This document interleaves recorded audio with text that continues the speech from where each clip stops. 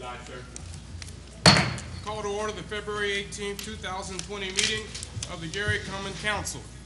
At this time, we will have our prayer by Minister Darrell Riddle, the Associate Minister of Trinity Baptist Church, followed by the Pledge of Allegiance. We ask that all who can will please stand.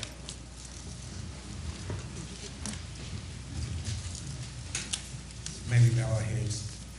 Father God, here we are once more and again. Lord, we ask and pray for your presence to cover us and cover this city. Bless every district, and Father, Lord, we ask and pray that you will bless all leadership here. Bless every ordinance, oh God, that you be in the midst. Lord, continue to bless this city. In Jesus' name, amen. Amen. Pledge allegiance to the flag of the United States of America and to the republic for which it stands, one nation, under God, indivisible, with liberty and justice for all.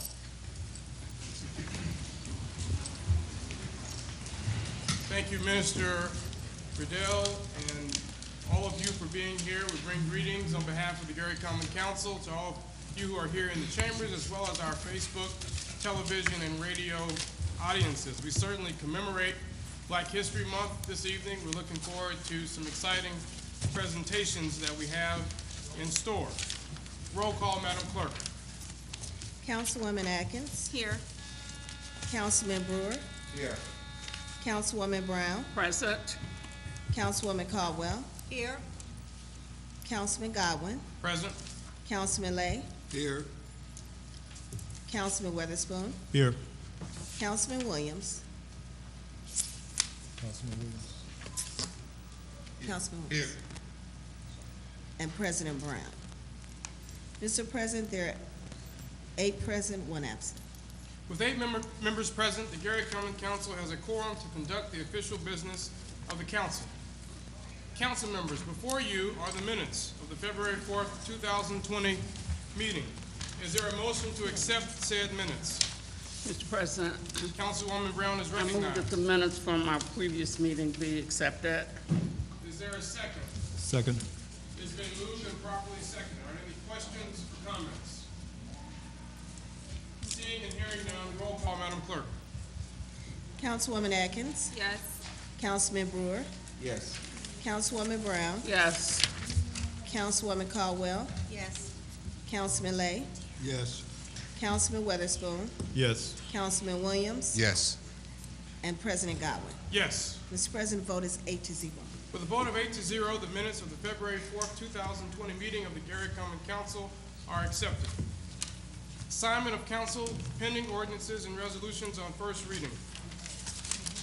CPO 2020-12, an ordinance approving the reorganization and renaming of various executive departments of the City of Gary and amending salary and operating budgets in connection therewith. Sponsored by Mayor Jerome Prince, City of Gary. Finance. CPO 2020-13, an ordinance amending Chapter 2 regarding jurisdiction of Gary City Courts. Sponsored by Mayor Jerome Prince, City of Gary. Public safety.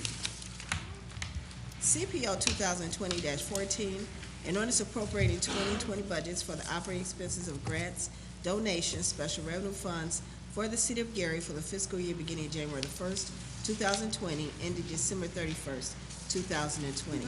Sponsored by Mayor Jerome A. Prince, City of Gary, Angela Hayes, City Controller. Thank you, Madam Clerk. I didn't hear the assignment for the last ordinance was Finance. finance. This President, Thank you. is assignment of pending ordinances and resolutions. Thank you. Mr. Thank you. President, Councilwoman Brown is recognized. the Finance Committee has before it CPO 2012. For the record, I approve this ordinance for reporting out to the council. Councilwoman Caldwell Yes. and Councilman Godwin. Yes. Mr. President, a majority of the Finance Committee has approved CPO 2012 for reporting out to the council. Finance Committee has before it CPO 2020-13. For the record, I approve this ordinance for reporting out to the council. Councilwoman Caldwell Yes. and Councilman Godwin. Yes. Mr. President, a majority of the Finance Committee has approved CPO 2020-13 for reporting out to the council. Finance. Point of order. Councilman Brewer is recognized. Yes, 13 is public safety, Councilman Brown. I missed that. Yes, you have 14. Sorry. Okay. CPO 2020-14. For the record, I approve this ordinance for reporting out to the council. Councilwoman Caldwell? Yes. 14, and Councilman Godwin? Yes. Okay, I'm sorry. Councilman Williams is recognized. For the committee, as the board 2013, the record, I approve this ordinance resolution. I'm sorry. For the committee, it has before 2013, I'm sorry about that. For the record, I approve this ordinance resolution for reporting out to council. This will be public safety. Mr. President, So, the majority of the committee has approved ordinance resolution number 2013 for reporting out to the council. so the members of that committee, yes? Yes. I vote yes. Yes. As well as Councilman Brewer. Yes. The reporting out? Mr. President, Finance Committee would like to report out CPO 2020-12 and 2020-14. Thank you. And the meeting will be, Mr. President, okay, that's right, go ahead. Mr. President, Councilman Lay is recognized. under 2020-13, that's talking about the jurisdiction of the city court. That is absolutely under the council. I would like to see the Judge Deidre Monroe to be given this document and make some comments before the planning committee where it is, because we have full jurisdiction. I don't know whether she participated at all in the rewrite of this jurisdiction, but she also would be the best person to do it. Certainly, she's a city court judge and has been in office since 2000. So I would suggest, I did talk to Judge Monroe about it, and I would suggest we invite her to the Public Safety Committee meeting to give. Yeah, I would like to see something in writing as opposed to a verbal conversation. Absolutely, we can make sure that that's done in writing. Yes. I think that concludes our first reading. We now have special and select. Councilman Weatherspoon is recognized. Thank you, Mr. President. All right, as we celebrate African American History Month, traditional, many people I found do not understand the origin, why we have African History Month, who started it, and even when, for that matter. So what I'd like to do is give a brief overview over African American history, the month itself, and the originator. All right, so Carter G. Woodson was an African American writer and historian known as the father of black history. He dedicated his career to the field of African American history and lobbied extensively to establish Black History Month as a nationwide institution. Carter Godwin Woodson was born December 19, 1875, in New Canton, Virginia, to Anna Riddle Woodson and James Woodson. The fourth of 7 children, young Woodson worked as a sharecropper and miner to help his family. He began his high school in his late teens and proved to be an excellent student, completing a 4-year course of study in less than 2 years. After attending Berean College in Kentucky, he worked for the U.S. government as an educator, superintendent in the Philippines. He undertook more travels before returning stateside to continue his studies, earning his bachelor's and master's degree from the University of Chicago. Carter Godwin Woodson went to receive a doctorate from Harvard University in 1912, becoming just the second African American to earn a PhD from the prestigious institution, with, of course, Dr. E.B. Du Bois being the first. After finishing his education, Carter G. Woodson dedicated himself to the field of African American history. In 1915, Mr. Woodson, or should I say Dr. Woodson, helped found the Association for the Study of Negro Life and History. Later named the Association for the Study of African American Life and History, which had the goal of placing African American historical contributions front and center. Outside of his writing, Woodson held down several positions in academia. He served as the principal of Armstrong Manual Training School in Washington, D.C., before becoming a dean at Howard University and West Virginia Collegiate Institution. Carter G. Woodson wrote more than 1,000 books over the course of his career, the most notable, The Miseducation of the Negro, which was published in 1933. With its focus on Western indoctrination systems and African American self-empowerment, Miseducation has become required reading at numerous colleges and universities. He lobbied schools and organizations to participate in special programs to encourage the study of African American history, which began February of 1926 with the Negro History Week. The program was later expanded and renamed Black History Month.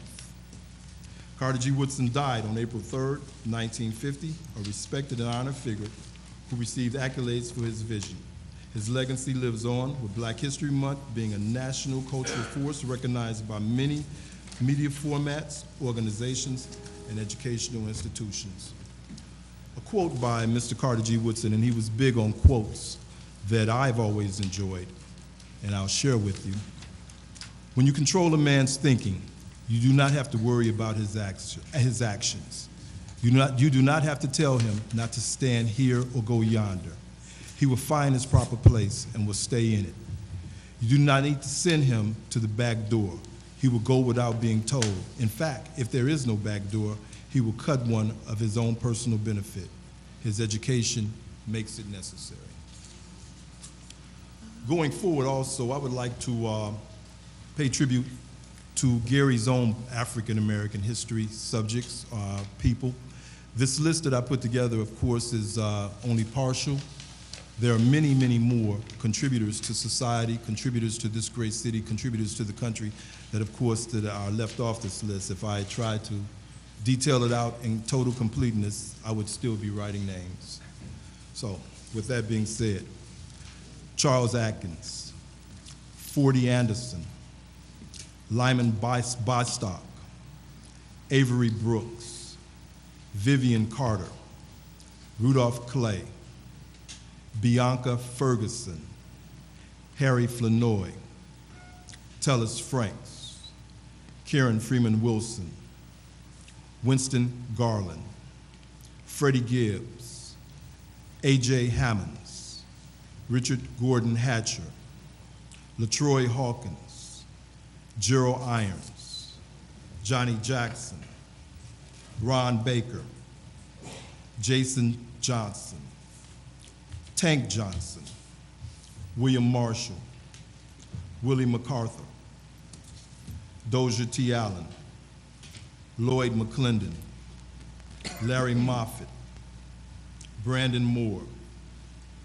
Felicia Middlebrooks, Jesse Powell, Dick Barnett, Jimmy Reed, Glenn Robinson, Quentin P. Smith, Hilbert Bradley, Reverend Dr. Julius James, Larry Dimmick, George Telefero, Thomas Barnes, Clorius Lay, Mary Brown, Ernest Lee Thomas, Denise Williams, Fred the Hammer Williamson, Bobby McCullough, Lee Calhoun,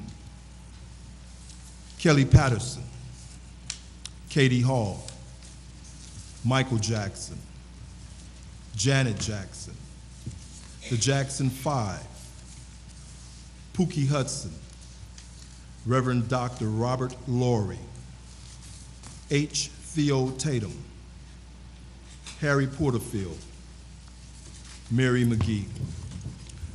Our list, again, of notable African Americans out of this city, for all practical purposes, would be endless. The last on my list, Mr. Mark Spencer.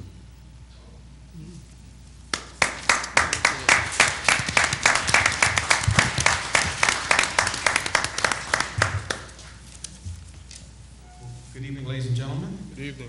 Council, Council President, Mayor. It's a pleasure to be with you this evening. We were asked to share some of our works with our young people in reference to Black History Month. And I would like to invite our members of our choral ensemble to our space at this time, if you will receive them. Following those young people under the direction of Mr. Keith Nelson and Ms. Markeisha Coleman, we will have a cutting of our current production of Fences by August Wilson. The scene will be led by actors Gerald Crockett as Troy, Ryan Robinson as Corey, and lastly, we will have a dance performance from our students from Gary Middle School Visual and Performing Arts under the direction of Mrs. Asia Diggins. Thank you so much.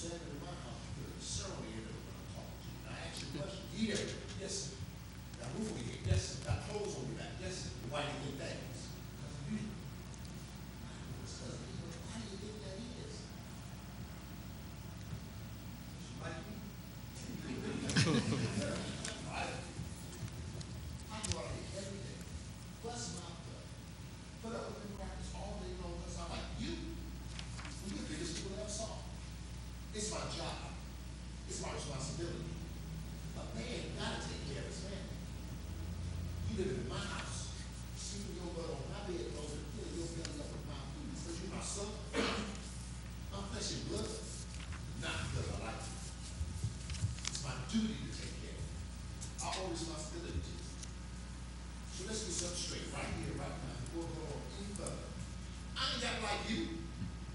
Mr. Sawicki don't give me my money come payday because he likes me. He give me because he's old. I didn't give you everything I got to give you. I gave you a lot. I gave you a lot of work and opportunities. But now you don't like what part of the bargain. Don't you try to go through this life worried about people like you. You need to be making sure they're doing right by you. You understand me? Well, get on out of here and get your job back.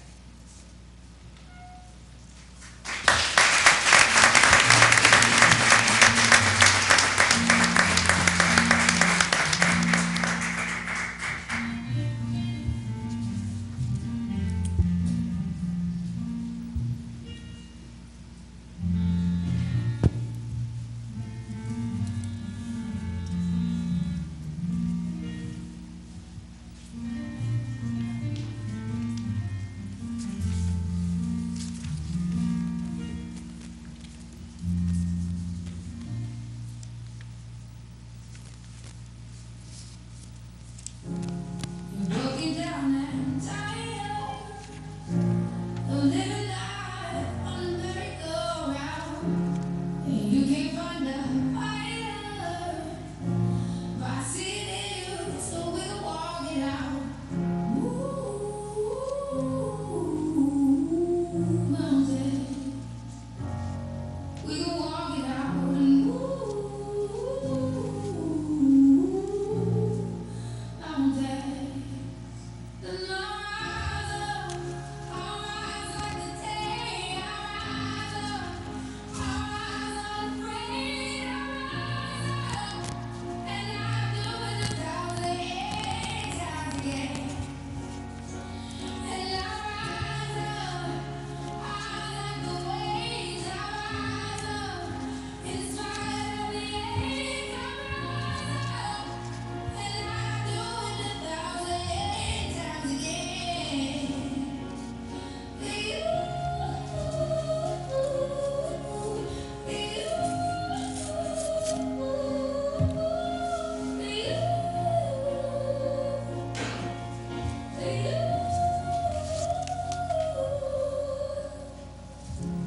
The silence is quiet, and it feels like it's getting hard to breathe.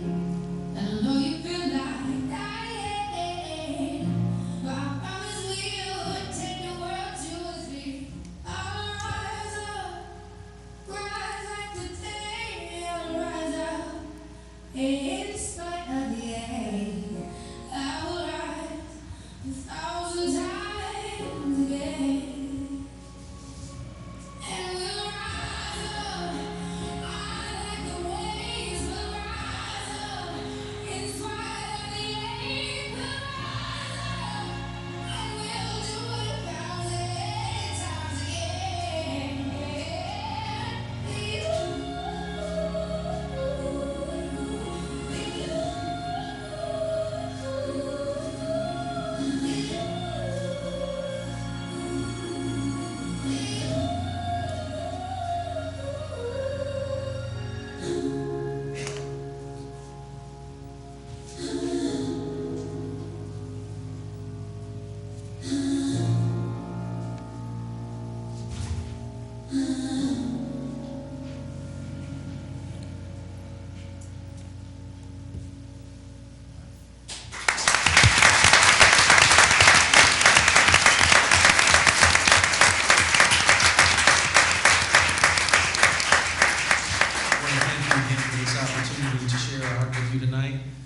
As we leave, we surely believe that the arts are alive in Gary, Indiana. Thank you. Have a great night.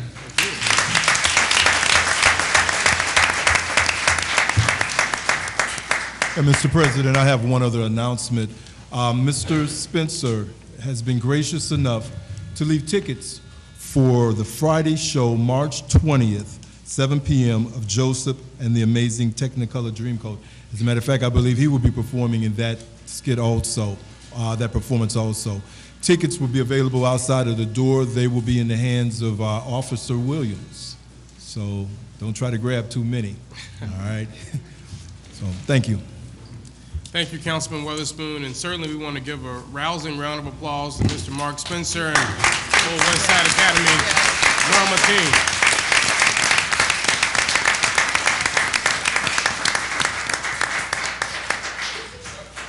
Wonderful, wonderful presentation on all fronts. Any other members for special and select? Councilwoman Brown is recognized. Mr. President, I'd like to mention that normally about this time, I start to talk about community meetings for the 3rd District. I am not sure when we're going to start them. We normally have them at Tolleson Pavilion, so I'm not sure what is happening with Tolleson Pavilion at this point. We may have to seek another spot in order to have them, but I just wanted to mention that because normally by this time we start to have our community meetings, our bi-monthly community meetings. I'd also like to take this opportunity to extend condolences to the family of Mr. Charles Brooks. Charles Brooks was a former member of the Gary School Board. He was an accountant, he was an attorney, and he passed away. I'm not sure when his services are going to be, but I certainly want to extend my condolences to Mr. Charles Brooks' entire family. I'd also like to extend my condolences to the family of Mrs. Geraldine Hughes. Many of you may know Geraldine. Geraldine was a barber for many years, the cute little barber with the silver hair, with the white hair. And she passed away. Her funeral services will be this Saturday at New Mount Moriah Missionary Baptist Church. So I wanted to be sure to extend my condolences to the entire family for Geraldine Hughes. Thank you, Mr. President. Thank you, Councilwoman Brown. Mr. President. Councilwoman Atkins is recognized. Okay, just to piggyback, we actually, for the 4th District, do have our first upcoming community forum scheduled. So that will be March the 19th at 6 p.m. and it will be taking place at the YWCA. Again, the 4th District Community Forum is going to be March the 19th, which is a Thursday, at the YWCA. It starts at 6 o'clock. The only other announcement that we have is the Gary Neighborhood Service Center Executive Director Albert Gay sent an email this morning, and actually Councilwoman Linda Barnes-Cotwell, this is taking place in your district, but if it's okay, I'll announce it since he sent it to me, and I'll send it to the team. To piggyback on Black history and focus on one of the trendy issues that is happening within the Black community, the Gary Neighborhood Service Center and Executive Director Albert Gay is hosting a forum entitled Tracing Trauma in the Black Community. Again, this is to give some information related to the impact of trauma and its effects of violence, drug use, and mental illness, and health issues specifically within the Black community.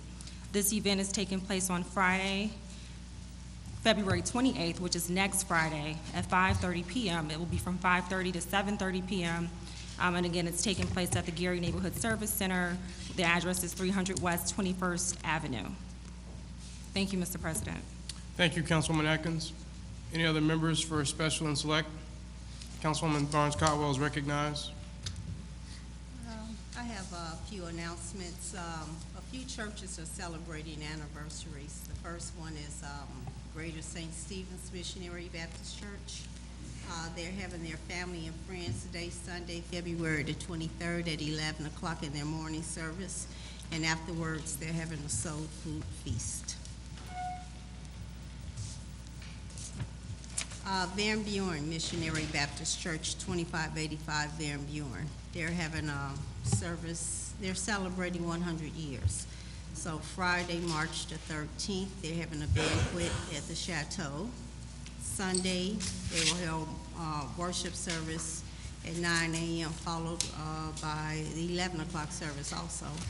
And then a family reunion Saturday, July the 25th. And then Sunday, July the 26th, it will be their annual mission day. So for more information, you can contact Van Buren Baptist Church. St. John, I'm not finished. St. John, 2457 Massachusetts is celebrating Reverend R.E. Robinson's 4th anniversary. The first night will be tomorrow, Wednesday, February the 19th, and this will go every Wednesday until March the 11th. At 7 p.m., we'll have various visitors. And on March the 15th, we'll have 2 services. Last but not least, boards and commissions would like to make the announcement, the Advisory Commission for the Status of Black Males. We are appointing the following people. Benny Muhammad will be the Executive Director. Richard Allen will be the representative for the Gary Police Department. Vanessa Allen from the Urban League. And Dr. Angela Johnson Wells. Dr. Peter Maricas from the Gary Community School Corporation. Stephen C. Mays, the NAACP. Richard Nash, Work One. Dr. Janet Seabrook, Community Health Net. Dr. James Wallace, IUN Northwest. And he will be on behalf of William J. Lowe, the Chancellor, and Miles Tolliver. He's the mayor's appointee. So at this time, I would like to make a motion to accept these for the black status of the males. Thank you, Councilwoman. It's been moved. Is there a second? Second. It's been moved and properly seconded. Any questions or comments? Just one question. Councilman Lay is recognized. All right, any of the people here, would we ever see these people? Who? Well, I think, I see him. What about all the other people that you appointed? Actually, they're all retaining their office, their spots, all except for Miles Tolliver. Just, certainly I'm going to vote for it. I'd like to see people once in a while, because I'm not sure I know them. I'd be walking past them in hallways. I just voted to put them on committees. I'd appreciate in the future that once in a while we see some of them. Yes, sir. Thank you. Thank you, Councilman Lay. Any other comments or questions? Seeing and hearing none, roll call, Madam Clerk. Councilwoman Atkins. Yes. Councilman Brewer. Yes. Councilwoman Brown. Yes. Councilwoman Caldwell. Yes. Councilman Lang. Yes. Councilman Weatherspoon. Yes. Councilman Williams. Yes. And President Godwin. Yes. Mr. President, vote is 8-0. With a vote of 8-0, the named individuals are appointed to the Committee on the Status of Black Males. Mr. President, Councilman Lay is recognized. I certainly would like to endorse the comments made by Councilwoman Brown. I served with Mr. Brooks on that first elected school board, and certainly I list him as among a friend. I was very sorry that his death came to an end like that. There's another thing that I've tried to change, and I finally am going to give up on it, because we don't hear anything from the clerk. The headings on these various ordinances and resolutions are insufficient for when you ask for something from the clerk's office. In some cases, they have to look through everything because they're not specific enough. This is my last comment on it. Whatever they send, but I have brought this to the attention of Ms. Reynolds, and I believe that the clerk should certainly indicate to this council that we should do a better job on these headings. I've been looking for a document, a parity between the police chief. I shouldn't say I've been looking for it. I requested between the police chief and the fire chief that was passed somewhere around 97, 98, and she's been unable to locate it. And that was, I'm almost positive it was an ordinance, but I'm not sure. So if the clerk does not complain, you will hear no further complaints from me about it. Thank you. Thank you, Councilman Lay. Any other members for special and select? I just want to say, Mr. President, that is an issue that Councilman Lay has brought up many times in the past, that our ordinances do not have enough information in the heading And so it's difficult for a person to find out exactly what the ordinance is because the heading just does not have enough information. So this is not new. He has brought it up in the past several times before, and I don't know when it's going to be changed, but he has mentioned it before. Mr. President. Councilman Brewer is recognized. Thank you, Mr. President, and just like to thank my colleague, Councilman Witherspoon, for the excellent presentation that you did tonight. Thank you. And thank you, Mr. Mark Spencer. I know he's gone, but he has always done a great job with our young people, and Yeah. we're really blessed as a community to have Mark Spencer inside our community. And I would say it probably until I leave office, I feel that we should work toward to make sure we build a theater for Mr. Mark Spencer, because he Yeah. sure enough deserves it. The type of art that he brings to this community is amazing. You could go anywhere, but he brings it right here to this community where we don't have to go that far.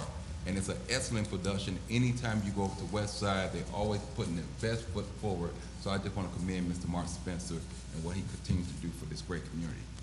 Also want to echo Councilwoman Brown and Councilman Lake and the condolences.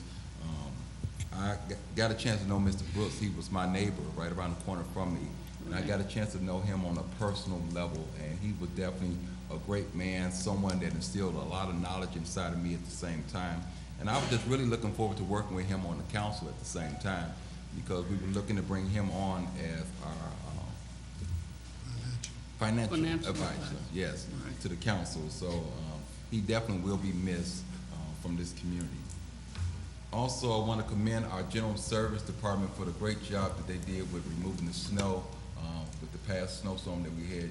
I just want to commend you all. A lot of times you get the complaints, but I want to acknowledge you when you do a good job at the same time. Thank you all. Thank you, Mr. President. Thank you, Councilman Brewer. Any other members for special and select? Yes, Councilman Mr. Weatherspoon? President. Thank you, Mr. President. Also, I wanted to give a high five to the General Services Department. As you know, at one point in time, I did run that department. And those guys do a lot with little. And I take my hat off to them. You know, it's like they're just sitting on the side, just chomping at the bit, waiting on snow to fall. But they do an excellent job. So, you know, I know sometimes, you know, they still get the calls that, hey, you didn't get my street, or hey, I haven't seen a snow truck. But believe me, they are out there. Thank you.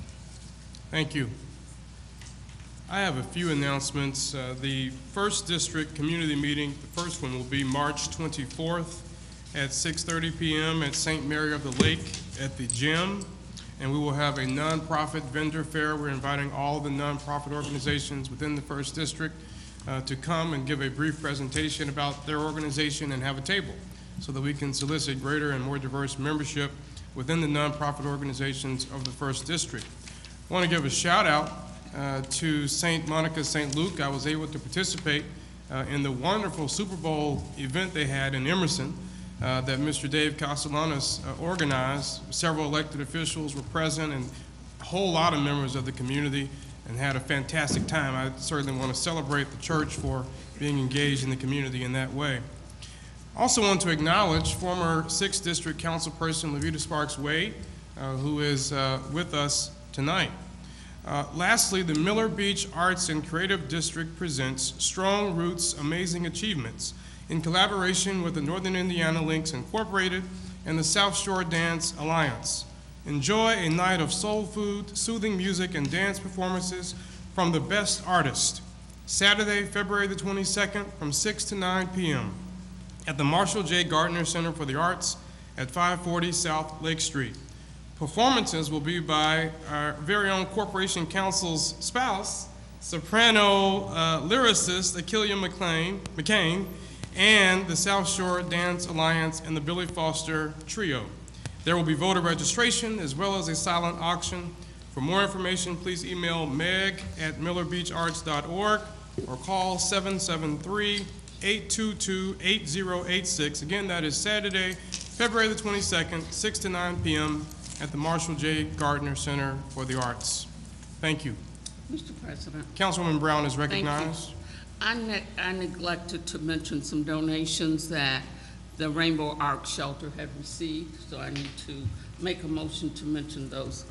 The Rainbow Ark Shelter social service donations They received from Darrell London 3D Motorcycle Club on February 13th, 2020, 30 boxes of Honey Bunches of Oat cereal.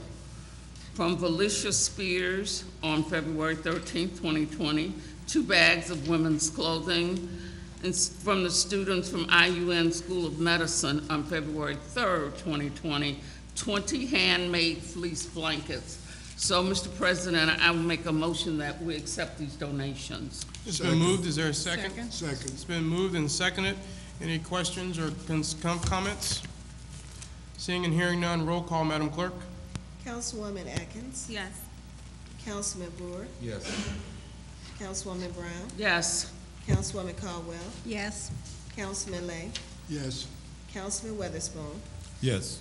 Councilman Williams. Yes. And President Godwin. Yes. Mr. President, vote is 8-0. With a vote of 8-0, the named items to the Rainbow Shelter are accepted. Any others for special and select? Mr. President, Councilman Lay is recognized. I was hoping that you would bring it up. It appears we have a pocket veto. We certainly should make it part of the record.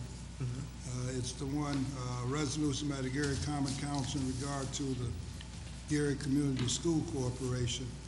Based upon the communication, a memorandum from the clerk, the mayor did not sign it, so therefore he has pocket vetoed it.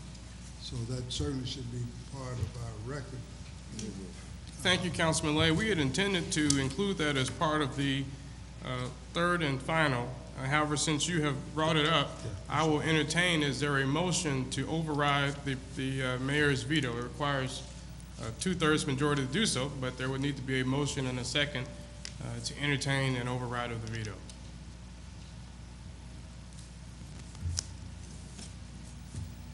Seeing no motion and no second, the matter stands as vetoed. Any other members for special and select? All right. Madam Clerk, ordinances and resolutions on third and final reading. CPO 2020-01, an ordinance establishing additional appropriations for Fund 261-5701, Commission for Women's Shelter Rehab, sponsored by Mayor Jerome Prince, City of Gary, Angela Hayes, City Controller and Community Development Department. Mr. President, Councilwoman Brown. I move for passage of CPO 2020-01 on third and final reading. Second. It's been moved and seconded. Is there an overview?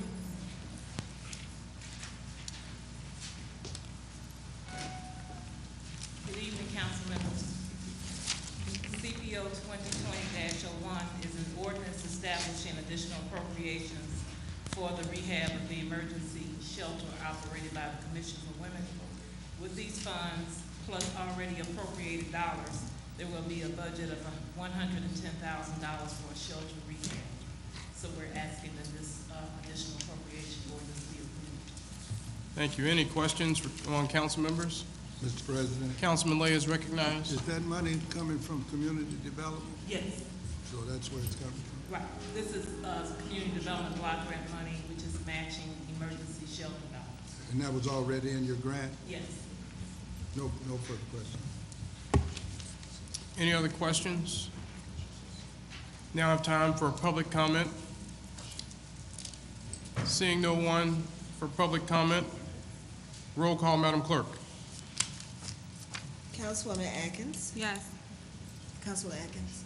Yes. Councilman Brewer. Yes. Councilwoman Brown. Yes. Councilwoman Caldwell. Yes. Councilman Lay. Yes. Councilman Weatherspoon.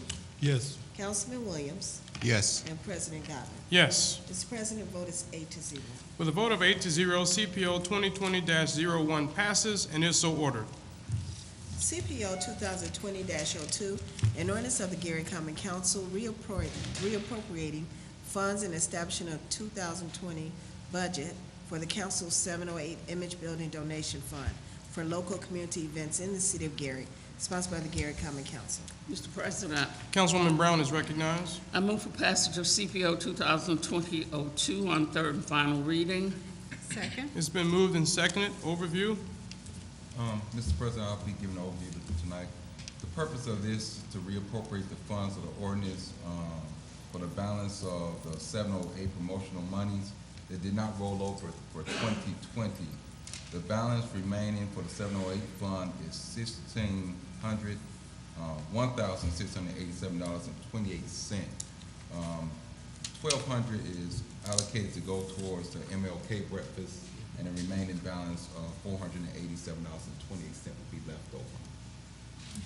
Thank you, Councilman Brewer. Any questions or comments?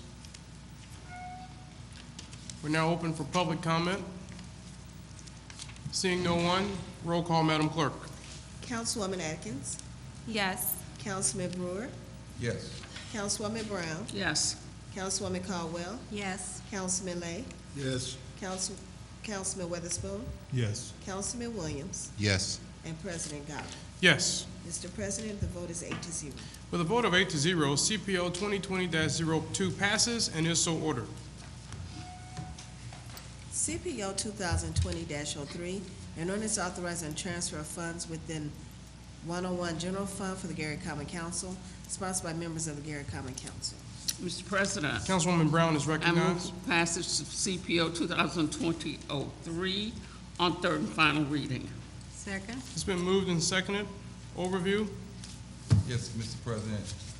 Within this council budget here, we're requesting to transfer $6,500 from this budget here, from professional services, to take care of other suppliers, and those other suppliers are upgrading electronics for the council.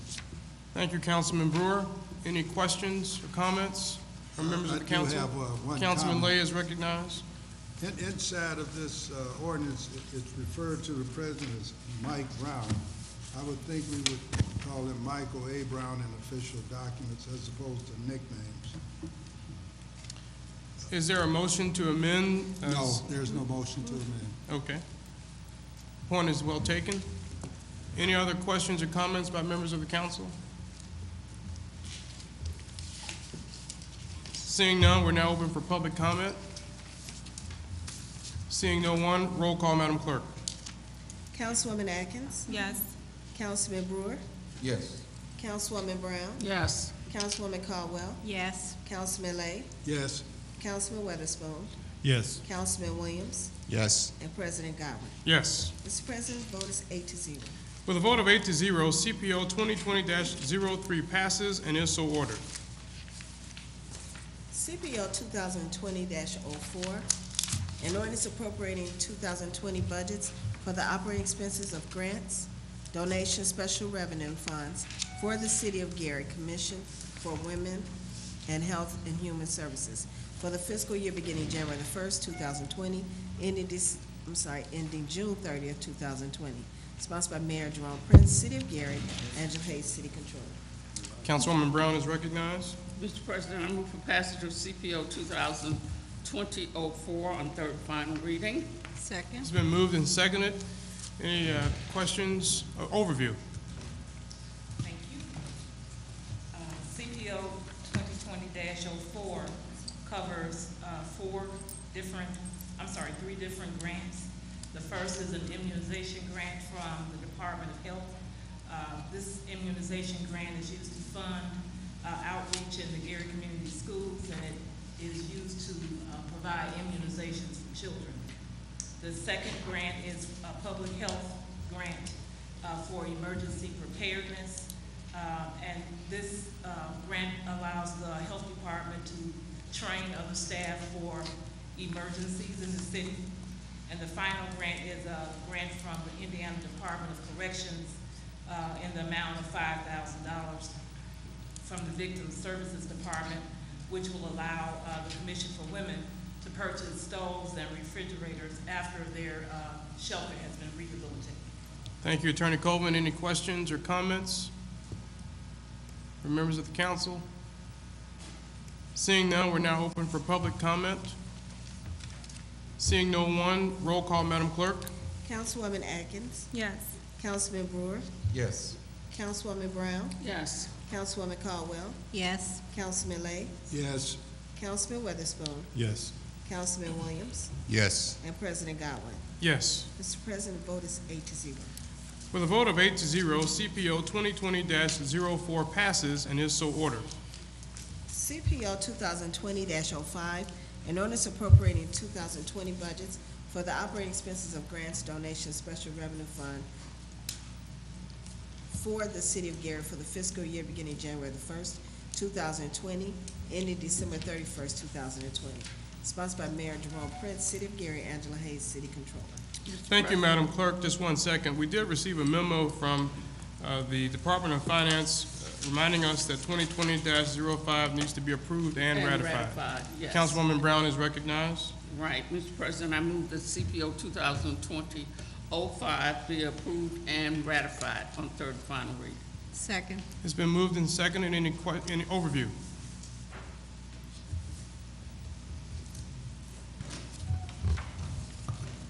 CPO 2020-05 covers 4 different grant situations. The first is an emergency shelter and food program where we received $3,500 from the United Way to support food and shelter expenses at the shelter.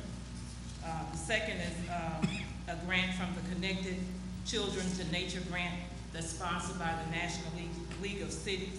The purpose of the grant is to promote nature appreciation among children, and the secondary purpose is to discourage sedentary lifestyles among America's youth. The third grant is Gary Youth Speaks and Mayor Youth Speaks. These are 2 different appropriation ordinances, and they're associated with the summer and after-school meals programs, and this ordinance allows for the funding of the staff to carry out those programs. The city will receive funding for the actual meals themselves from the USDA. And finally, there is an ordinance included, a budget included in this ordinance for the rental registration program, where the salary of an inspector 2 was omitted prior to now, and we're asking for it to be added back into the budget. Thank you, Attorney Colvin. Any questions or comments from members of the council? Mr. President. Councilman Lay is recognized. Can you tell the public what each one of these categories are? How much money? Do they have that information?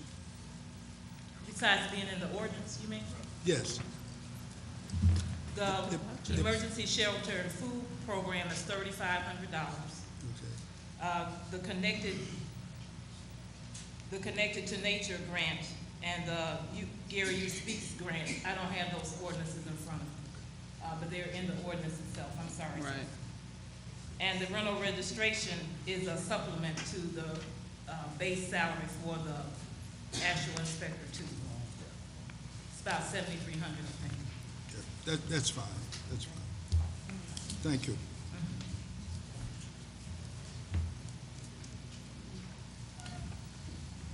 We're now open for public comment. Mr. Reeves is recognized. Jason Reeves. Yeah, good afternoon, ladies and gentlemen, Gary City Council. My name is Jason Reeves. I do some writing in terms of the Hearn Foundation Endowment Business and Engineering Solutions. You know, I don't totally agree. I mean, I totally don't disagree with the legislature, but I hope that the observation as it was spoken, it would help children just as well as the concept of special revenue funds and donations in the previous legislature. I hope that the balance of these things can be considered properly and money can be spent in an effective way. There is disasters from time to time where contamination can destroy a household and money has to be spent, and contamination and flooding can cause food to be damaged and refrigerators not to work properly and a number of other things. So I hope there's a format to understand and guide those things, as well as with the executive branch and the legislative branch, and how the people can helpfully get the help they need. Thank you. Thank you, Mr. Reeves. Any others for public comment? Seeing no one, roll call, Madam Clerk. Councilwoman Atkins. Yes. Councilman Brewer. Yes. Councilwoman Brown, Yes. Councilwoman Caldwell, Yes. Councilman Lay, Yes. Councilman Witherspoon, Yes. Councilman Williams, Yes. and President Godwin. Yes. Mr. President, the vote is 8-0. With a vote of 8-0, CPO 2020-05 passes and is so ordered. CPR 2020-01, a resolution of the Common Council of the City of Gary, Indiana, acknowledging the logo, motto, mission, and vision of the 4th District, sponsored by Councilwoman Ty Atkins, 4th District. Councilman Brewer is recognized. Move for passage of CPR 2020-01 on third and final. It's been moved. Is there a second? Second. It's been moved and properly seconded. Any questions or comments? Mr. Councilwoman President. Atkins. Thank you. So let me ask the question before I do the overview. Is it appropriate to share the boards for display to the public? Sure, absolutely. Okay, so let me do that first, and then I'll come back to my seat and do the overview. That's right.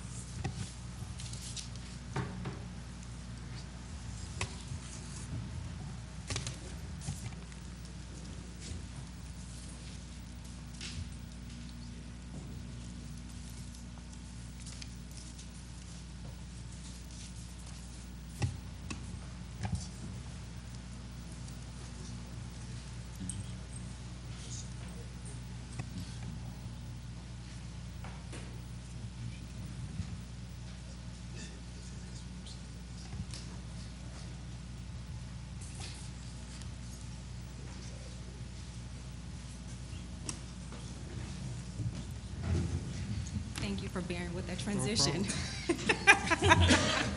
But no, I didn't want to put it up there before the meeting, so it wasn't a disruption to the students that did a phenomenal job earlier in the program. So as it relates to CPR 2020-01, a part of an effort to collectively bring together the residents of the 4th District, to collectively create what is called a roadmap. A roadmap is a strategic plan. So it is a new vision, a new rebirth of our district. And so a part of a strategic plan is that you have to have a vision, you have to have a mission, you have to have what is called a motto so that you could have something to tie yourself to it as it relates to the values of how you're moving forward. So that was something that the residents of the 4th District had communicated to me that they were looking to do, and they were open to receive that. And a part of the feedback during the campaign season was that, they wanted a sense of belonging. So a good way to create a sense of belonging to residents is to give them something tangible to see, tangible to feel proud about. And so what we did collectively as a community is we thought about creating a vision, a mission, a motto, and a logo to represent the uniqueness within the district.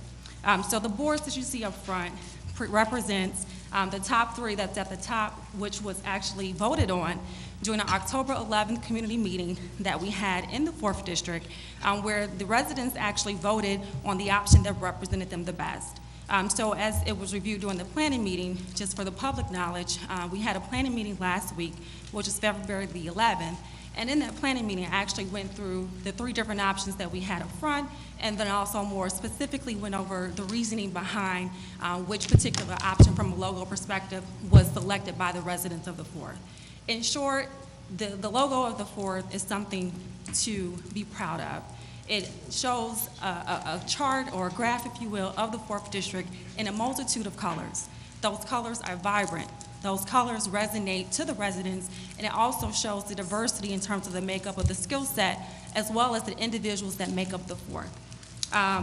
In short, the residents that came to the planning meeting, we had a great response from them showing up to advocate for themselves. This is something that was created to go in parallel with whatever the administration is planning to do from a branding perspective of their own. This is not something to separate us. This is something to give us something to be proud of.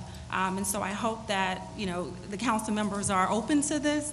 And it's something that kind of revived the heartbeat of the 4th District. So that's it. Thank you, Councilwoman Atkins. Comments or questions from members of the council? Mr. President. Councilwoman Brown is recognized. Yeah, I'd like to commend Councilwoman Atkins on a job. She did a yeoman's job on this project. The residents of the 3rd District came to the Planning Committee meeting. They were excited about this. They said that this is what they want to do. And I just appreciate the hard work that she put into it. And I think that, I just thought it was a wonderful idea, and she did a great job, and the residents were very excited about it. And so I certainly support it. If the residents in the district think that this is a good idea for them, for their district, I think that we should certainly be in support of it. Thank you, Councilwoman. Yeah, that's it. Thank you. Any other comments or questions from members of the council? Mr. President? Councilman Brewer is recognized. I also want to echo Councilwoman Brown. To Councilwoman Atkins, I thought she did a great job of putting this together. Everybody wants to feel a part of something inside their district, inside the city. I think this is a portion where you can really bring your community, your district together, and you all can do some fantastic things there. Just at the meeting just last week, out in the 1st District, the MCC meeting, that's a group that meets monthly, and they discuss different things that how they're going to make their community better. And we all know the Miller section is called, they look at it as Miller Beach. It's their own community. But any given day, there are always people out there doing something inside the community. They feel a part of it. They have their own garden club. They have other different little business district, community groups that meet for the business district that's out there. We don't even have to plant flowers on Lake Street. They take care of all the flower work out there on Lake Street. And that's just to be commended. But I think what you're doing inside your district, it should be, I'm a big fan of branding. I'm sorry, I'm a big fan of it. I have no hang-ups against it, but I think it's something good inside our community where we need to see more of it. I brought up years ago, before I got on this council, about even building subdivisions in our community. Some people shied away from, but some people thought it was a great idea because some people think it's something closed and no one else is included inside of it, but this is something for that district, in your district. And I think by the reaction of the citizens inside of the 4th District, they was really looking forward to this coming to play, and I just pray that we get this passed, and I'm going to be supporting you also. Thank you. Thank you. I want to echo Councilwoman Brown. Yeah, Mr. President, we had tried in the 3rd District some time ago, Attorney Brooks, the late Attorney Brooks, and the redevelopment department, Joe Van Dyke, when he was still redevelopment, and some other people. We had tried to do some things in the 3rd District. We wanted to brighten up the 11th Avenue. We wanted the 11th Avenue corridor. We wanted to bring some businesses in there. People in the 3rd District, residents in the 3rd District, had said that they wanted to see businesses in the district. They wanted us to, I kept saying that I wanted a bakery, I wanted cleaners. Those are some things that I wanted to see in our district, but the residents in the district wanted these same kinds of things, but we never were able to get this off the ground. And so I appreciate the fact that Councilwoman Atkins was, in fact, able to pull this together and get it going. We wanted to go over to the school, Ernie Pyle. We wanted to do a community garden over there. We just could not get things going off the ground. And I just think it's great when you pull people together in the district, it doesn't matter that it's a particular district. When you pull people together to do certain things in their district, I think it's a wonderful thing. And as I said, I commend Councilwoman Atkins. She's only been here a minute, and the rest of us have been here forever. We haven't been able to put anything together yet, so I think it's great. I want to echo Council members Brown and Brewer in saying that I'd certainly tip my hat off to Councilwoman Atkins. She has my full support on this. You know, in our district, right now, we have a branding committee that meets every month, that makes logos, that designs websites, that has brochures that go into the Airbnbs. The Etna Manor Revitalization Program has a logo. And we're looking to do similar things with Friends of Glen Ryan. And I think to the point you made, that the fact that it's of, by, and for the people of your district. It's not being imposed on the district. It's coming from the people in the district. And it was truly beautiful at the community meeting to see the passion of the residents. And I would just say that, you know, nothing you're doing or nothing that any of the variety of organizations who do branding in the first district is meant to be in opposition or in disharmony with any citywide initiative. For certainly we would want any citywide initiative to also be of, by, and for the people. And, you know, I look forward to having conversations myself with Mr. Reeves, who's dealing with the branding for the city. So you have my full support, and I look hopefully that other districts will do similar types of activities in their own way. Any other comments among members of the council or questions?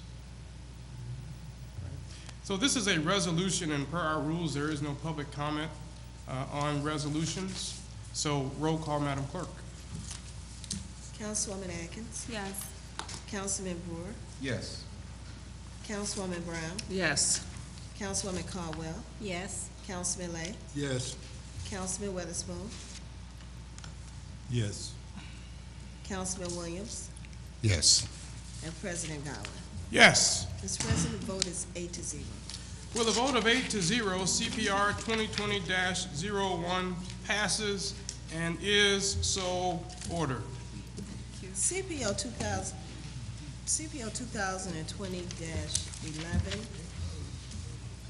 an ordinance of the Common Council of the City of Gary, Indiana, adopting the 2019 Lake County, Indiana Multi-Hazard Mitigation Plan Update, sponsored by the Planning Commission. The Corporation Counsel's Office has requested to defer CPO 2020-11. Is there a motion to defer CPO 2020-11 for a future date? Is there a motion to defer 2020-11 to a future date? So moved, Mr. President. It's been moved. Is there a second? Second. It's been moved and properly seconded. Any questions or comments? Yes, Councilman Lay is recognized. yes, if you fail to put a date in the motion, you have effectively killed it. You have to be very specific when you send it to I assume you're sending it back to committee, It's, but you need to have a specific date. It's not It will, City Council Attorney is recognized. Thank you, Mr. Chair. It's my understanding that the Corporation Council intends to bring it at the next regular scheduled meeting. so, Mr. President, my motion will be to defer to the next council meeting. Is there a second? It's been moved and seconded. Any questions or comments? And that council meeting is March the 3rd. Roll call, Madam Clerk. Councilwoman Atkins. Yes. Councilman Brewer. Yes. Councilwoman Brown. Yes. Councilwoman Caldwell. Yes. Councilman Lay. Yes. Councilman Weatherspoon. Yes. Councilman Williams. Yes. And President Godwin. Yes. Mr. President, the vote is 8-0. With a vote of 8-0, CPO 2020-11 is deferred to the March 3rd, 2020 meeting of the Gary Common Council. Mr. President, it's pending ordinances and resolutions on third and final. Thank you, Madam Clerk. Madam Clerk, ordinances and resolutions on second reading. CPO 2020-12, an ordinance approving the reorganization and renaming of various executive departments of the City of Gary and amending salary and operating budgets in connection therewith. Sponsored by Mayor Jerome Prince, City of Gary. Mr. President, Councilwoman Brown is recognized. I move for passage of CPO 2020-12 on second reading, Finance Committee meeting on Tuesday, February 25th, 5:30 p.m., and a public hearing on March 3rd. Second. It's been moved and seconded. Any questions? Mr. President. Councilman Lay is recognized. Attorney Williams, I believe, has given every member of the council Indiana Code 36-4-9-4. I think it will be helpful when you review 2020-12 that you review that statute. It pretty much is an outline of what the council can do and what the executive can do. So I would also ask that in terms of this, looking at this ordinance, that Corporation Council has cited several, I would assume, parts of the administrative code of the city. It would be nice if he included those codes. He's amended it, so somehow they should be brought to the committee, or given to committee and make its task a little bit easier than for it to go back and find those specific codes. But again, I think with that statute and with him providing the codes, it will make your task a lot easier on the Finance Committee. Thank you, Councilman Lay. Any other questions or comments from members of the council? Roll call, Madam Clerk. Councilwoman Atkins, Yes. Councilman Brewer, Yes. Councilwoman Brown, Yes. Councilwoman Caldwell, Yes. Councilman Lay, Yes. Councilman Weatherspoon, Yes. Councilman Williams, Yes. and President Godwin. Yes. Mr. President, the vote is 8-0. With a vote of 8-0, CPO 2020-12 passes on second reading with a committee meeting on Tuesday, February the 25th at 5:30 p.m. in the Cleo Wesson Lounge. CPO 2020-13, the ordinance amending Chapter 2 regarding jurisdiction of the Gary City Courts, sponsored by Mayor Jerome Prince, City of Gary. Councilman Williams is recognized. Excuse me. Are we going to wait for Judge Monroe to be at the? We'll invite Judge Monroe to the meeting. Okay. Well, the council, the safety meeting will be next Tuesday at 6 o'clock. All right, next Tuesday at 6 o'clock, and you're moving for passage on second reading Yes. of CPO 2020-13. Is there a second? Second. It's been moved and seconded. Any questions or comments from members of the council? Seeing none, roll call, Madam Clerk. Councilwoman Atkins, Yes. Councilman Brewer, Yes. Councilwoman Brown, Yes. Councilwoman Caldwell, Yes. Councilman Lay, Yes. Councilman Weatherspoon, Yes. Councilman Williams, Yes. and President Godwin. Yes. Mr. President, the vote is 8-0. With a vote of 8-0, CPO 2020-13 passes on second reading with a committee hearing to include the City Court Judge, Deidre Monroe, at 6 p.m. on Tuesday, February 25th in the Cleo Wesson Lounge. CPO 2020-14, an ordinance appropriating 2020 budgets for the operating expenses of grants, donations, special revenue funds for the City of Gary for the fiscal year beginning January the 1st, 2020, ending December 31st, 2020. Sponsored by Mayor Jerome Prince, City of Gary, Angela Hayes, City Controller. Councilwoman Brown is recognized. Mr. President, I move that CPO 2020-14 be moved on second reading. Finance Committee meeting on Tuesday, February 25th at 5:30 p.m. and a public hearing on March 3rd. Second. It's been moved and seconded. Any question or comments among members of the council? Seeing none, roll call, Madam Clerk. Councilwoman Atkins, Yes. Councilman Brewer, Yes. Councilwoman Brown, Yes. Councilwoman Caldwell, Yes. Councilman Lay, Yes. Councilman Weatherspoon, Yes. Councilman Williams, Yes. and President Godwin. Yes. Mr. President, the vote is 8-0. With a vote of 8-0, CPO 2020-14 passes on second reading with a Finance Committee meeting on Tuesday, February the 25th at 5:30 p.m. in the Cleo Wesson Lounge. Mr. President, it's pending ordinances and resolutions on second reading. Thank you, Madam Clerk. I want to acknowledge the presence of our mayor, Mayor Prince. Thank you, Mr. Chair. Thank you. So, Mr. Chair, I have a couple of announcements and one particular comment, and of course, I'll avail myself of questions of this body. The announcements, well, let me just state that, as you all are aware, we've engaged in a number of changes of personnel throughout the city, one of which you all alluded to the work of this afternoon when you acknowledged the diligent services of the General Services Department. And I mention that because Ms. Dee Barber is here this evening. The salient point about her is that she moved from Human Resources to a department that she's familiar with, which is certainly helpful. But in this instance, she's committed to doing exactly what we've asked, and that's to make sure that there is 100% accountability within that department, and she's looking for opportunities to enhance it. Certainly doesn't suggest that we're demeaning the services of anyone from the past, but this is a young lady who's completely committed to excellence, and I think the evidence of that are the compliments that you gave her this evening. So I believe that we should expect greater things from her in that department, but I would be remiss also if we did not recognize the men and women of the department who are accepting and adhering to her direction. So I too would like to thank her for her efforts during this winter, and I look forward to what she's going to do this spring in the area of cleanup enhancement. The second announcement I have actually comes from another gentleman, or another person rather, who is a recent addition to the administration. It's Mr. Booz, who heads up the Youth Services Bureau. He asked that I make two announcements on a couple of initiatives that he's engaged in. One is the Mayor's Youth Council.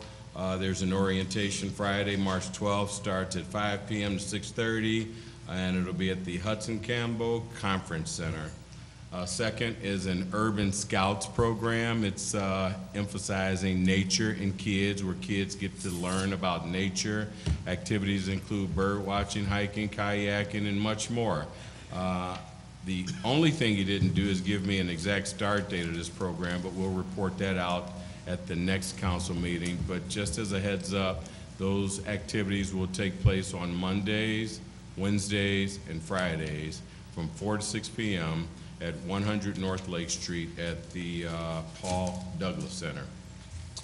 The comment I have, Mr. Chair and members of the council, is relative to the resolution that was pocket vetoed. Ordinarily, when something goes favorable, and the favorable instance this time is that the council acknowledged and apparently agreed with the position of this administration, in that that resolution should not have advanced. In anticipation of at least one or more persons having a different perspective, which we certainly respect, I'd like to offer some comments relative to my reasoning for pocket vetoing the resolution, and they're very simple. In order to do it justice, I guess I have to give somewhat of a chronology and state what my position had have been a few months ago, and I would have been in 100% support of that resolution.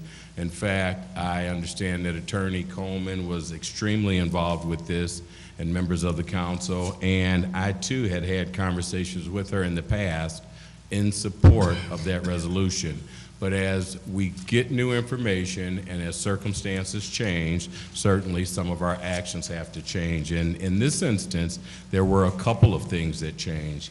The senator who sponsored Senate Bill 416 actually introduced that Senate bill in its original form that actually complemented the resolution.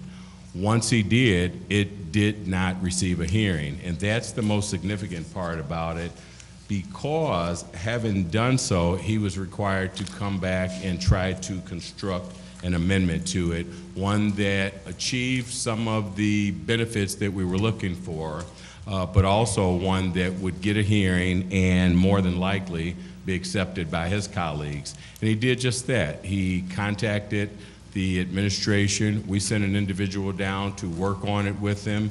We crafted legislation, or they crafted legislation that actually created benefits for us. And the benefits are consistent with the mission of this administration, one being to realize a mechanism or resources to demolish blighted and abandoned schools, and the other to make the necessary enhancements to the properties that we continue to maintain.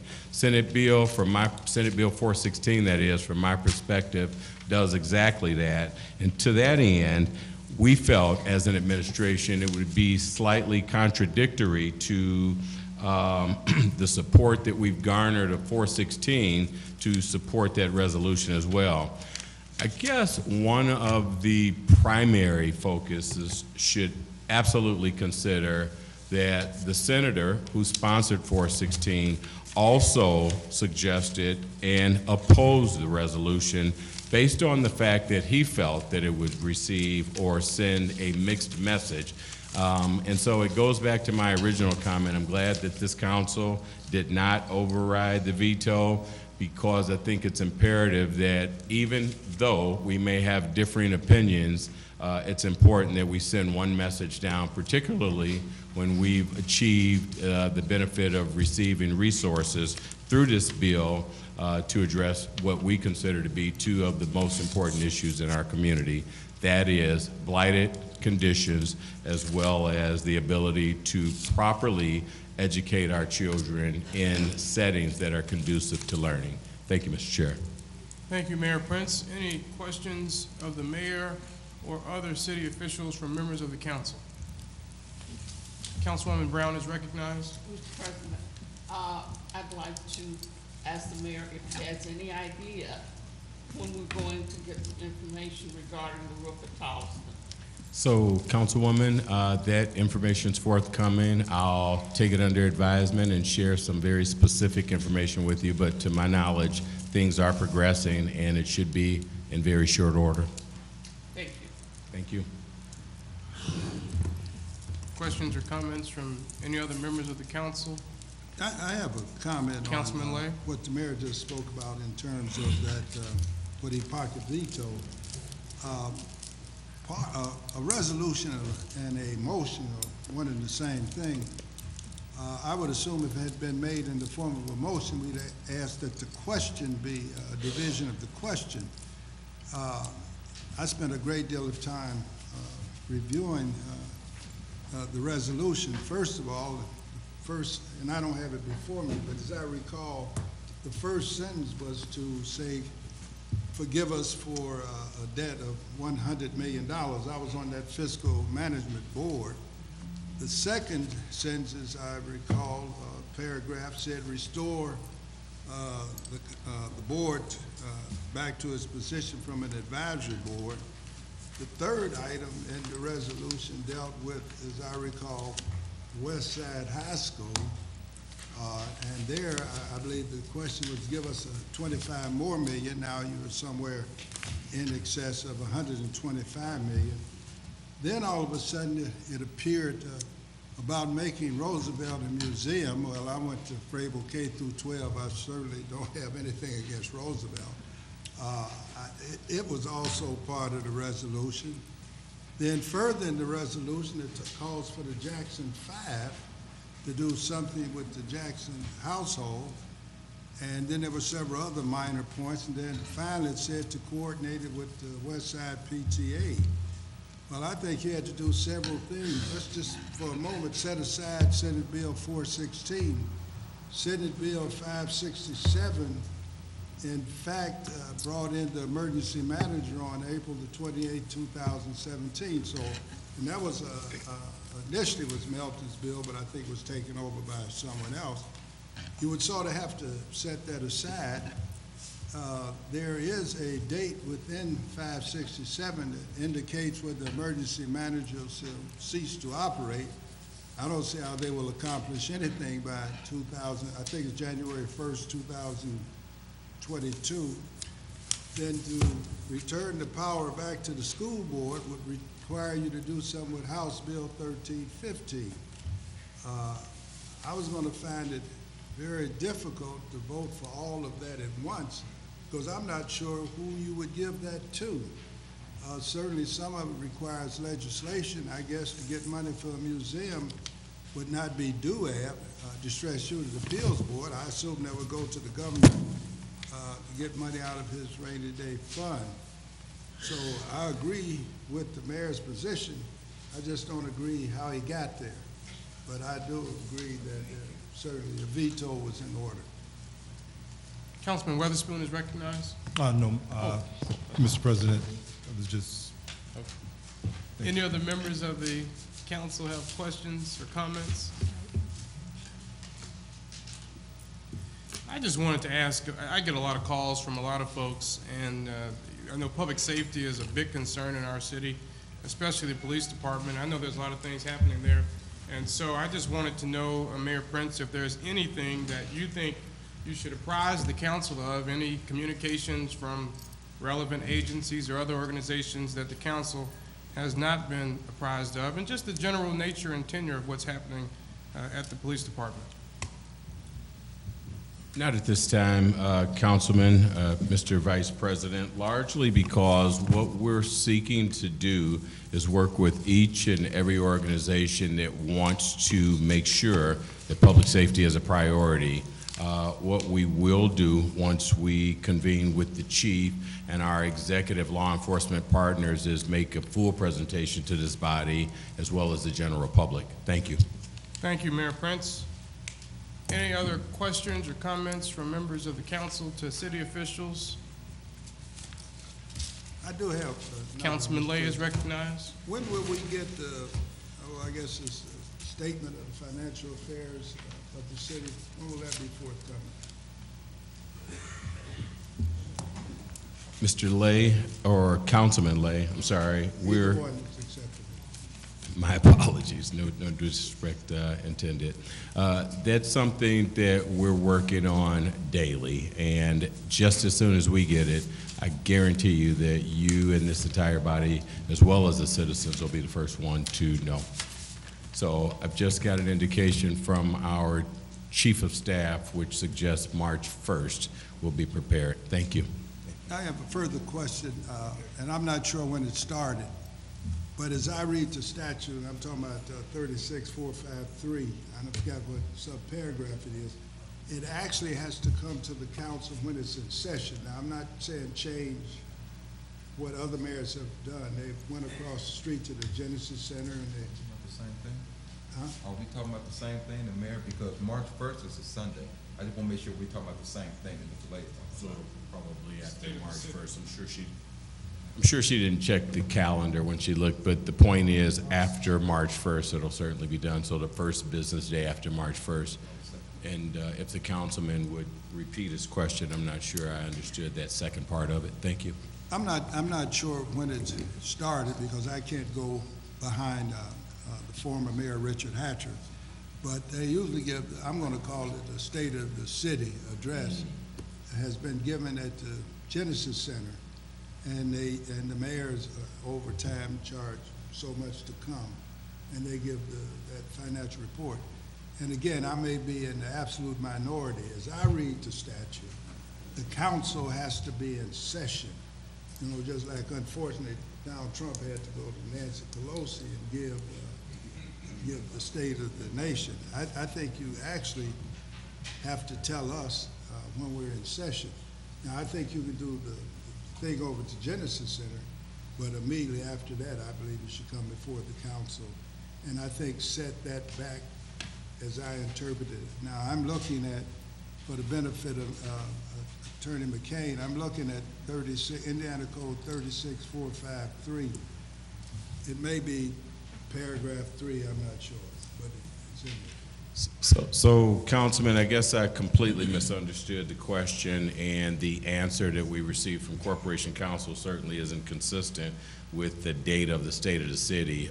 There certainly is time to present it to the council. Thank you for that bit of information. The actual state of the city, and I guess this could satisfy for the announcement to the council, will be March the 28th. The information she was talking about is information, I'm sorry, 27th. I don't have a calendar here either. It's on the last Friday of the month. Whatever day that falls in, I'll take your word that it's the 27th. The information that she provided is an accounting from this executive branch of government as to where we are financially. And I, again, misunderstood the question. And Councilman, I just have one other point, and it's sort of, I don't know, my attempt at humor here, but I take no offense at the fact that you've compared me to Mr. Trump twice. No.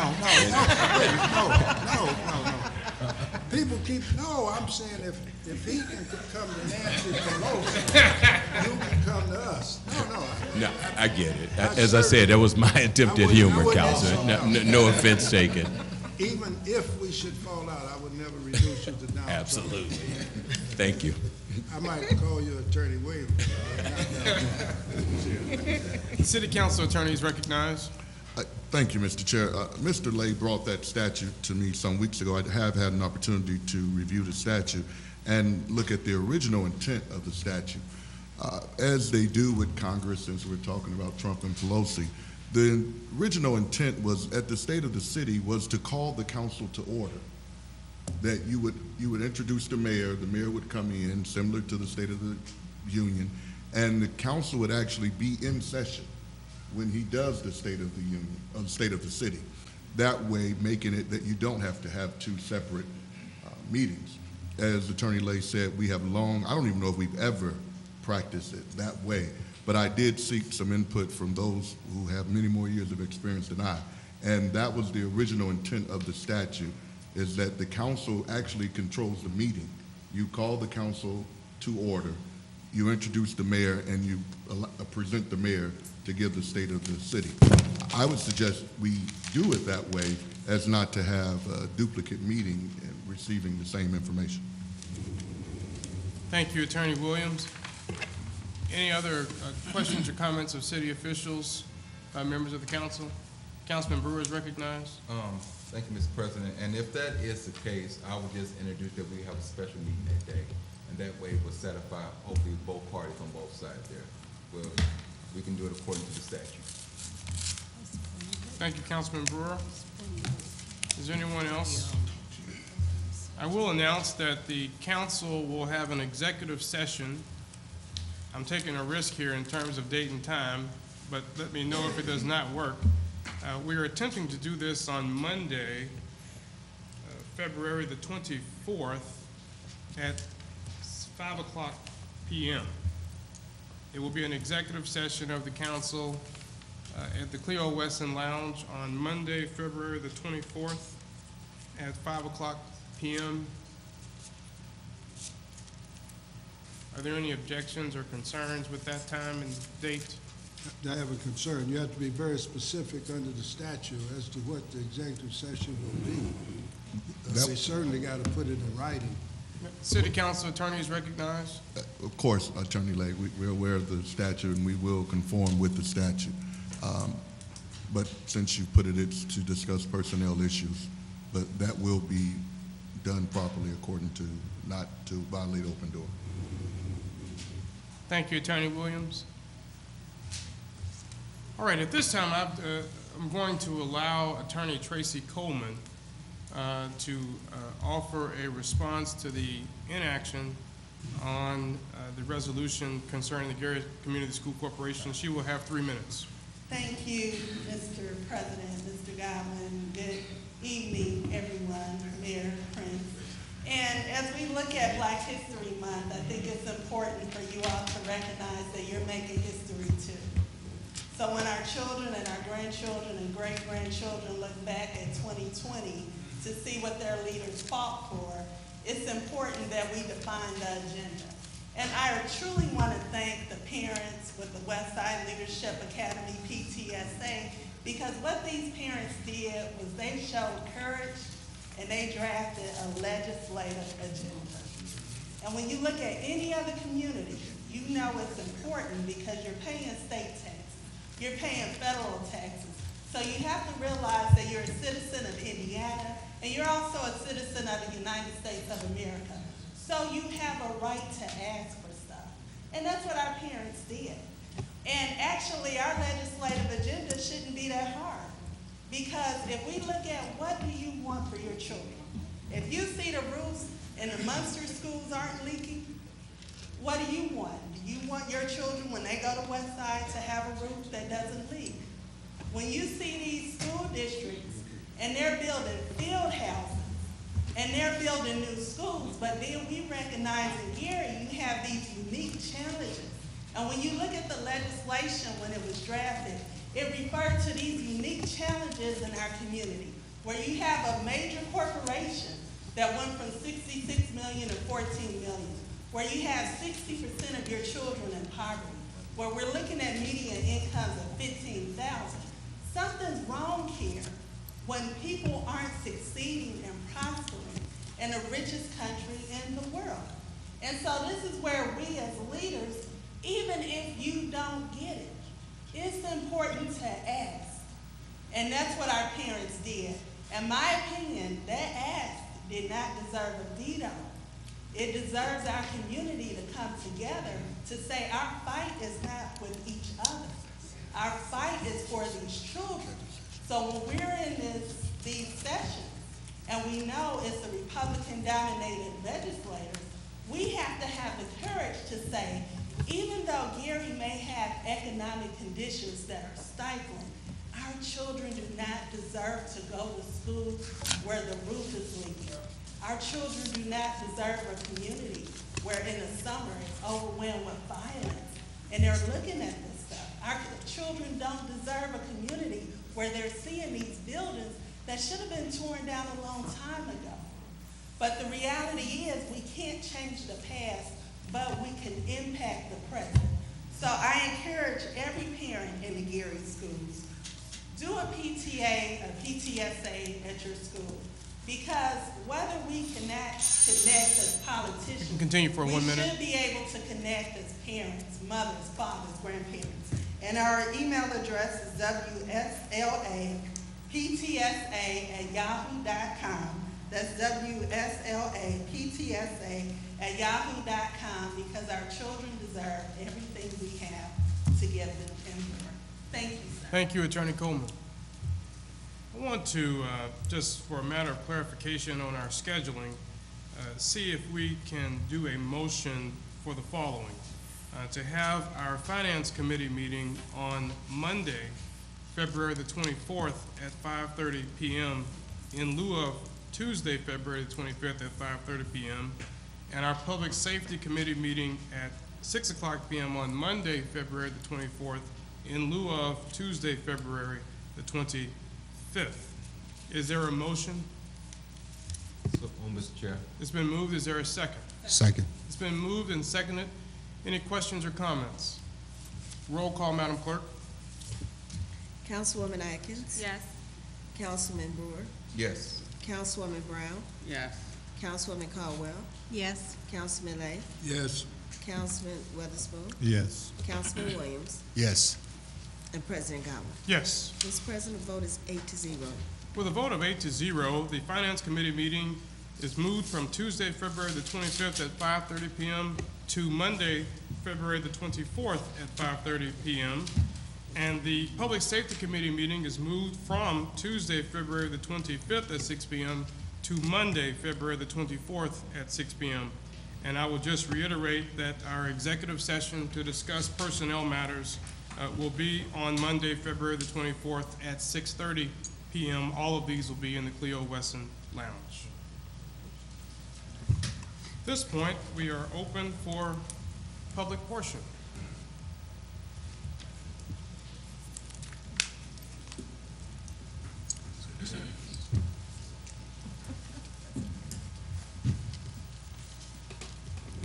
Mr. President.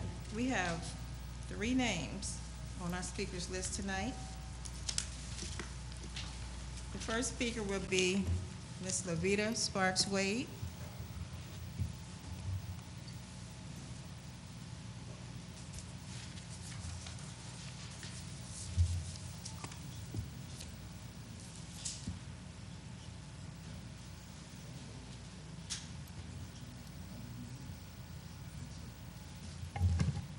Good evening, Mr. President, to the council, Mr. Mayor. My name is Lavita Sparks Wade, and I reside in the 6th District.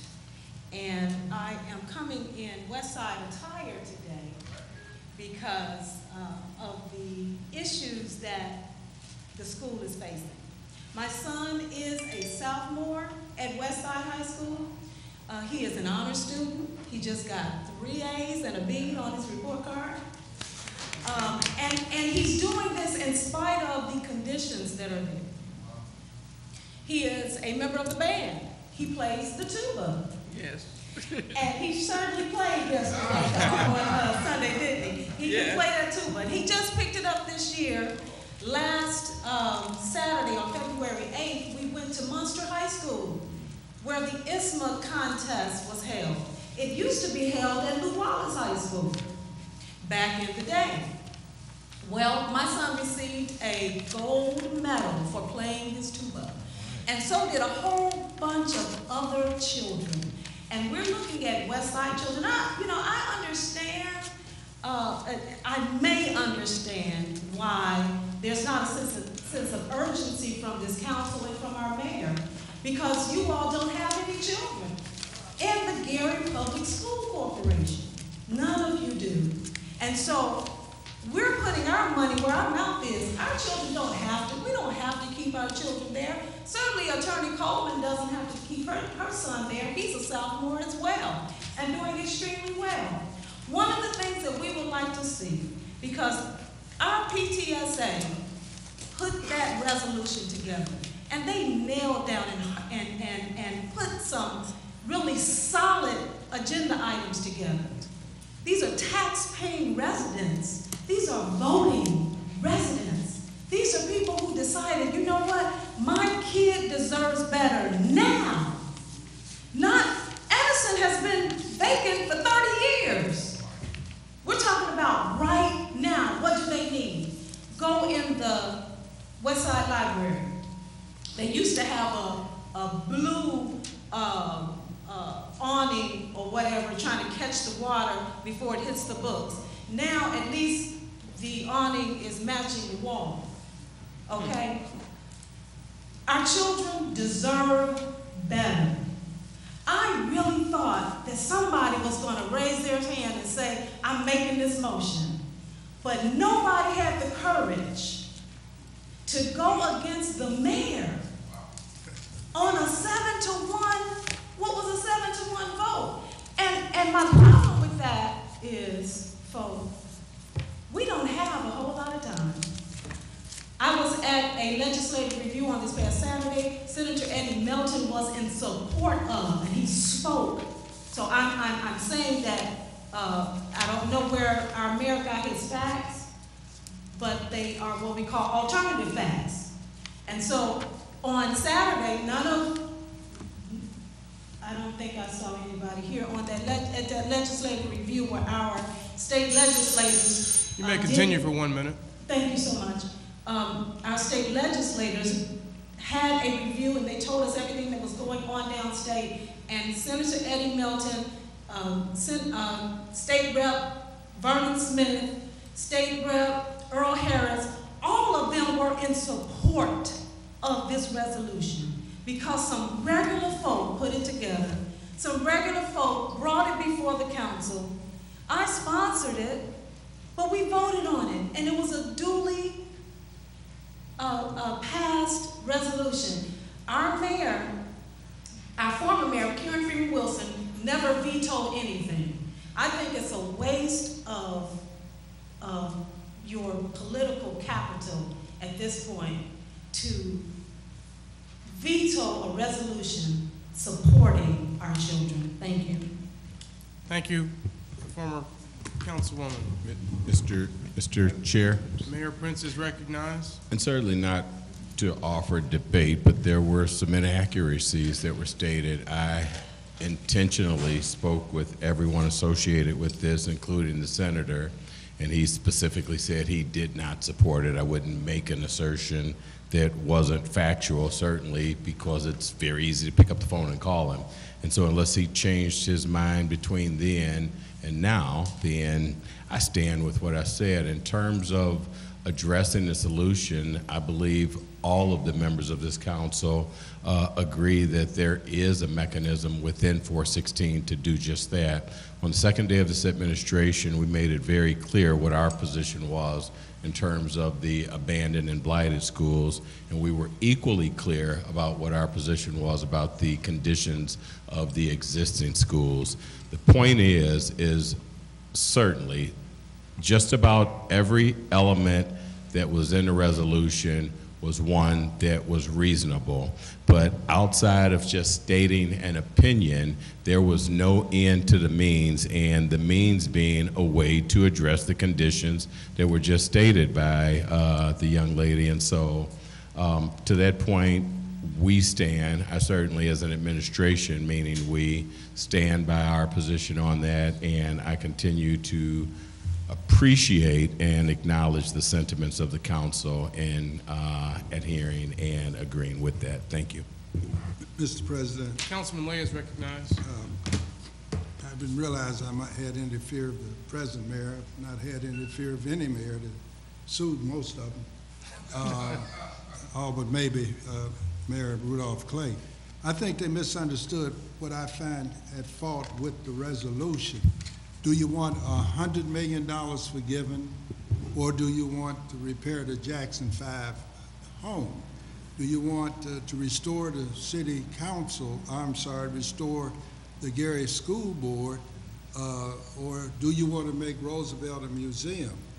I tried to explain it at the outset, and apparently, as usual, I have failed to communicate. What you probably should do is take this one resolution and make about 5 resolutions.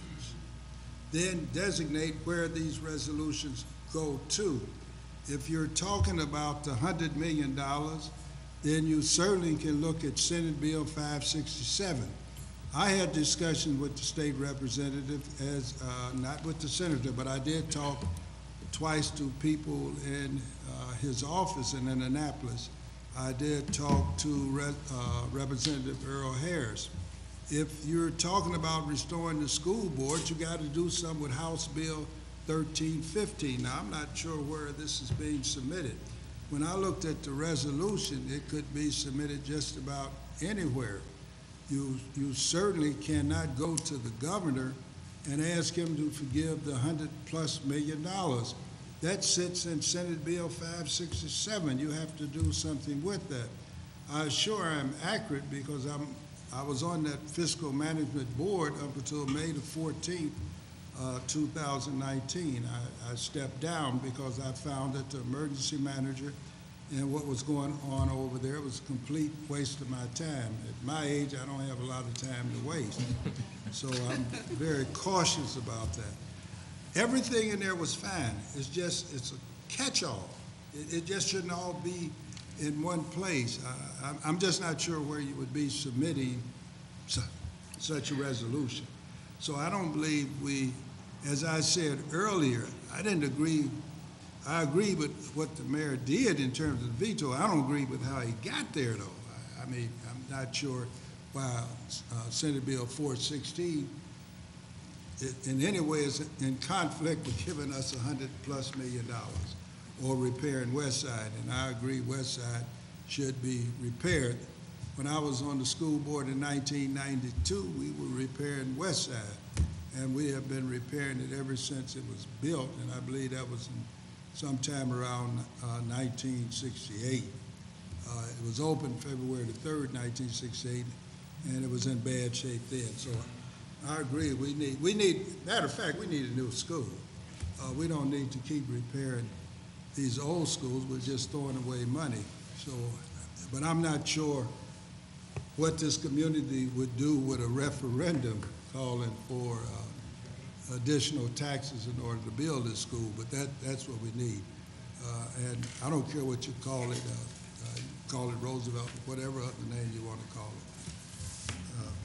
But I thought I'd clear up why I agreed with the mayor. I didn't agree with how he got there, though. And I would just echo that, I don't think it's so much that we agreed with the veto. I didn't necessarily agree with the veto, right? There was no motion or second to call for a vote to override the veto, which would have required 6 votes. And so I think in the spirit of what Councilman Lay has suggested, it does not stop you from advocating a new way or a different way or a collaborative way with Senator Melton and others in the state legislature to accomplish the same objective in short order, because I know that this is a very short legislative season. I certainly championed, I was willing to co-sponsor it, if you recall, when it was in question about what would happen with the legislation. So I don't want my not being able to make a motion to suggest that I agreed with the veto. Any other responses to that particular issue? We'll continue with our public comment. Okay. Moving on, our next speaker is Mr. Jim Nowacki.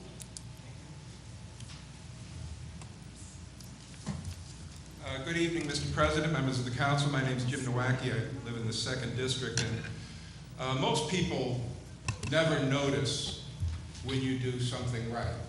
It's just part of human nature. When you do something right, people don't generally notice it. But when you make a mistake, people do tend to notice that, and that's human nature. The Redevelopment Commission held a meeting on January 22nd where they received bids to award a sale of 7201 West 9th Avenue. Many of you are familiar with it. It's adjacent to a big pile of construction debris. The construction pile has flooded the entire area, including the right-of-way. It's in the 2nd District. They had a special meeting earlier this month where they announced that they were going to be awarded that sale at the meeting tomorrow, and that would be the 19th. They didn't say they were going to take a vote on it. They said they were going to award it. They hadn't taken a vote yet, but obviously they're going to award it. And it's interesting because the only bidder on it was the Gary Materials Service, and that's Bill Kreitzer, who was one of the largest contributors to the previous mayor. Now, people don't notice when you do the right thing, but when you do the wrong thing, for instance, if you're seeking to dispose of surplus property, you need appraisals done. You need legal notices published. You need to mail legal notices to adjacent owners. And the bids received need to be available for the public to review under requests for public records. Now, for 3 weeks, I've been trying to get that information. I know that legal notices were not sent to adjacent owners. I know that. And of course, the problem now is that without a vote, they've already said they're going to award it to one of the largest contributors to the previous administration. And his intended use is to continue building that pile of debris that he started on his own property. He's going to continue building that pile of debris. He's going to continue to increase the flooding on adjacent properties and on the public right-of-way. And they've already done this without a vote. They've already done this without public notices. They've already done this without honoring requests for information. They're going to do it tomorrow.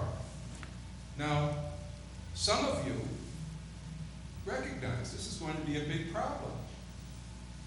Some of you maybe say, well, it's the Redevelopment Commission, it has nothing to do with us. But you do have 2 representatives. And I would hope that at least one council member would be at the meeting when they're going to finish this debacle. Thank you. Thank you, Mr. Nowacki. Councilman Weatherspoon is recognized. Yes, Mr. President, thank you. Mr. Nowacki, I just want to correct you. That property is in the 3rd District. It is not in the 2nd District. Thank you. It's in the 3rd District. I know my boundaries. Public comment to continue. Our last speaker for the evening is Ms. Michelle Robinson.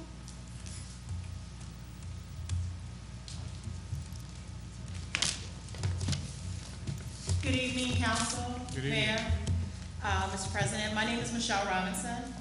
For those of you who don't know me, let me introduce myself. I am the proprietor of Clean Paws Mobile Grooming Salon. I am the only mobile groomer in the city of Gary. I am also the founder of Cause for Paws Gary.